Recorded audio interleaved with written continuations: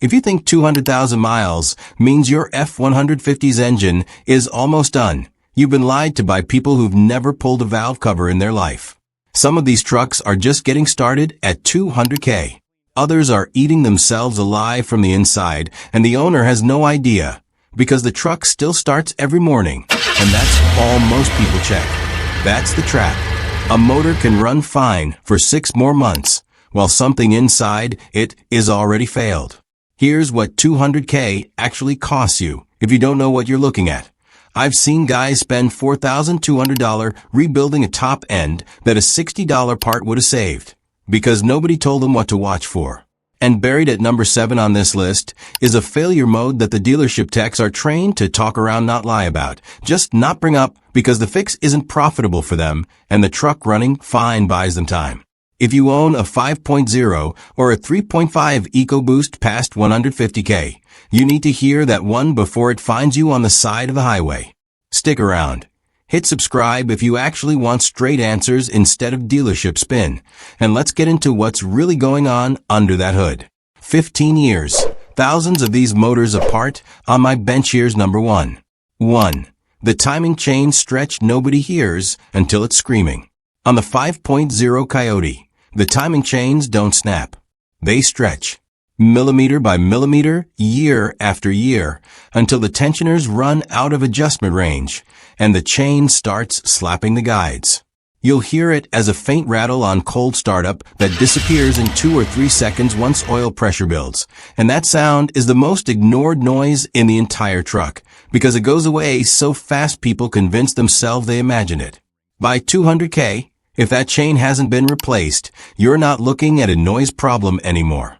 You're looking at a guide that's worn through, plastic debris in your oil pump pickup, and a timing job that jumps from $900 to north of $3,000, because now you're replacing guides, tensioners, and possibly a damaged head. Catch the rattle early. It's a $700 fix. Ignore it, and the chain decides when your engine stops running, not you. That stretch chain timing drifts just enough to throw off cam phasing. And that phasing drift is exactly what's hammering your EcoBoost variable cam timing solenoids next. 2. The cam phaser click on the EcoBoost. Quick 130 seconds, no story needed. If your 3.5 EcoBoost makes a fast ticking sound that scales with RPM, almost like a sewing machine, check the VCT solenoids before you panic about rod knock. $45 a piece. Most guys who hear that ticking assume the worst and start pricing engines. Don't. Check the cheap part first. 3. The carbon buildup diesel clatter. EcoBoost owners, this is a direct injection problem, and it's not optional maintenance, it's mandatory. Because fuel never washes over the intake valves, it gets injected straight into the cylinder carbon from oil vapor, and PCV gas bakes onto those valves like a skillet nobody's scrubbed in 5 years.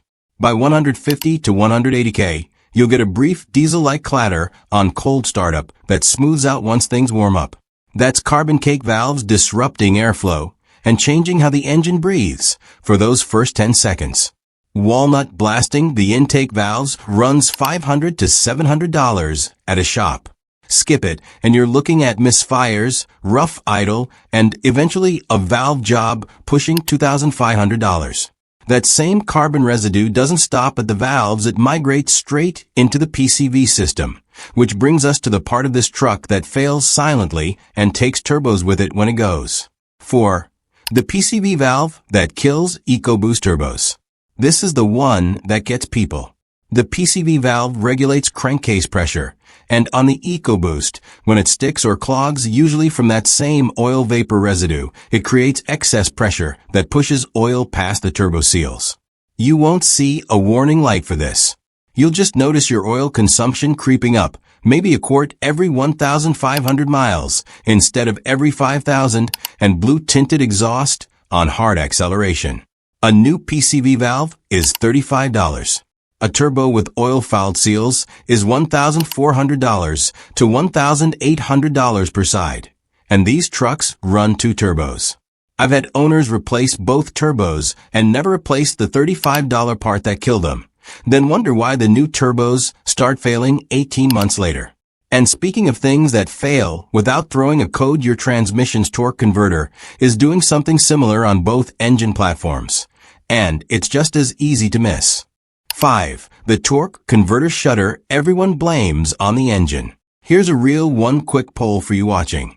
Does your truck shudder or vibrate specifically between 40 and 55 miles an hour, then smooth back out? Type it in the comments, because that symptom gets misdiagnosed as an engine problem constantly, and it's almost never the engine. That's a torque converter clutch starting to slip, usually from degraded transmission fluid losing its friction modifiers around the 150 to 200K mark. A fluid and filter service with a right Mercon LV fluid runs about $180 to $250 and can fix it if caught early. Ignore the shudder, and you're rebuilding a torque converter for $900 to $1,400.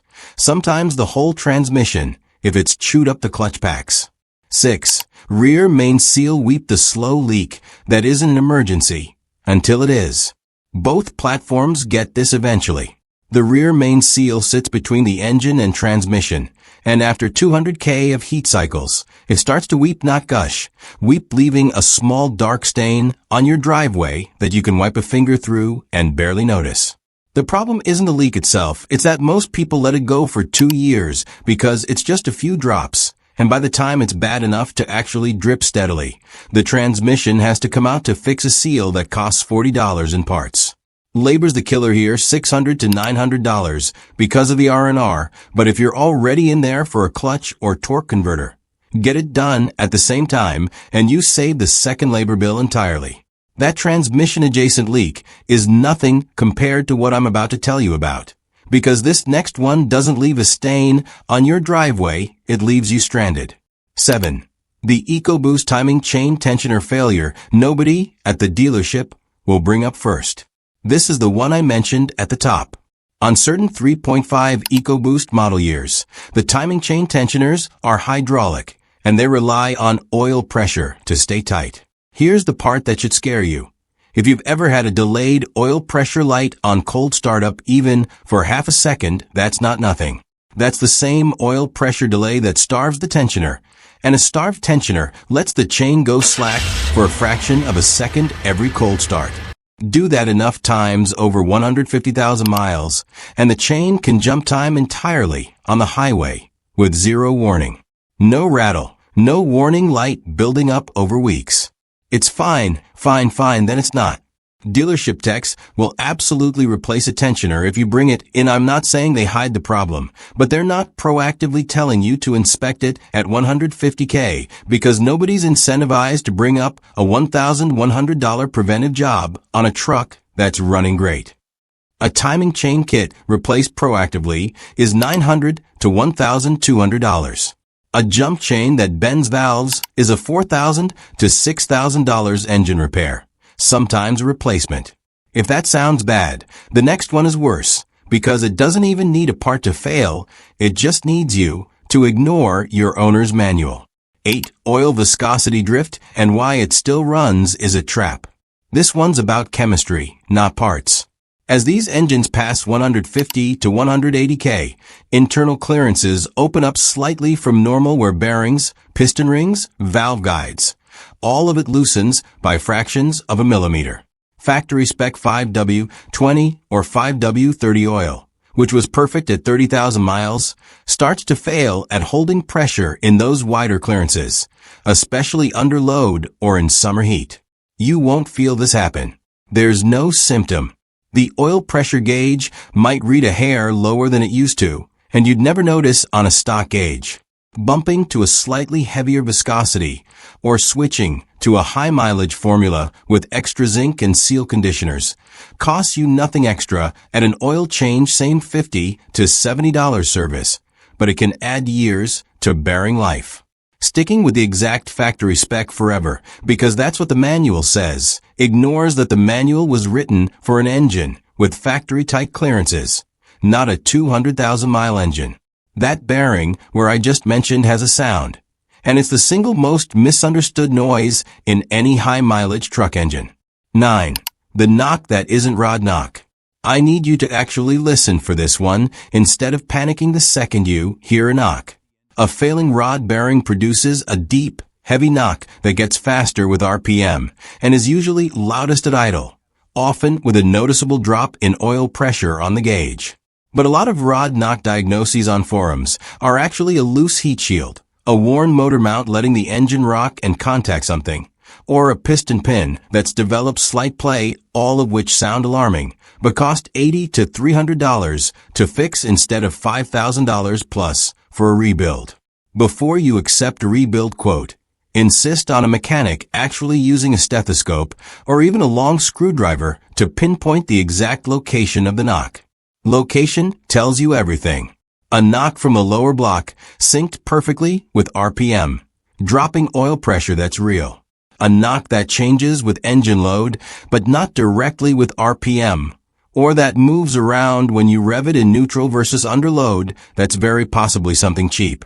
Speaking of things that get blamed on the engine, but aren't, let's talk about the symptom that sends more people into panic mode than any other on this list. 10. Engine mount failure, mimicking catastrophic engine problems. Last one, and it's almost anticlimactic compared to everything else on this list, which is exactly why it gets missed. Rubber engine mounts degrade with heat and mileage, and by 200K, they're often cracked or separated internally even though they look fine from the outside. A failed mount lets the engine shift under acceleration, which causes a thud or clunk on hard takeoff, vibration through the cabin at idle that wasn't there before, and sometimes a knocking sound that disappears the instant you put the transmission in neutral and rev it, because in neutral, there's no torque load pulling the engine against that broken mount. Two mounts run about $300 to $450 installed. I've watched people get quoted full engine diagnostics, sometimes even compression tests, before anyone thought to physically grab the engine and rock it by hand to check mount play. Always the cheapest test first. A 200,000-mile F-150 isn't dying, it's just done forgiving you for ignoring the small stuff. Every failure on this list started as a sound, a stain, or a feeling you could have caught for under $300 before it became a four-figure repair. If you want to know exactly which of these symptoms means your engine is already on borrowed time versus which ones are nothing to worry about, that's the next video, and trust me, the difference isn't what you'd guess.